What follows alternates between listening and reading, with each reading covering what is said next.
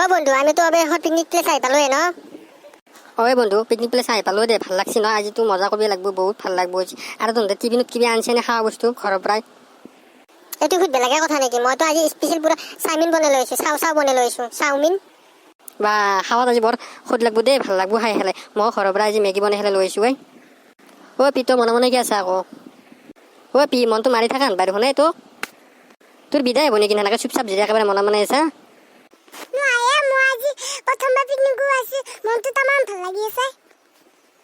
হয় নেকি বাৰু ঠিকে আছে এতিয়া খাবৰ কাৰণে কি আনছে মই আজি মেকআপ লিপষ্টিক আলিনা আৰু সুনো পাউডাৰ সব আনিছো তুমি লাগবো নকো বাপৰে তাৰ কথা নাছে কি এটা যেনিবা ফেশ্বন শ্বু হে বাচ্ছি এটা পাউডাৰ চুনৰ লিপষ্টিক লৈছি তই কিবা খাবাক গেলি আনছে নে সুধছো এটা পাউডাৰ চুনৰ খাবি এতে পেট ভৰাবি খাই হেলাই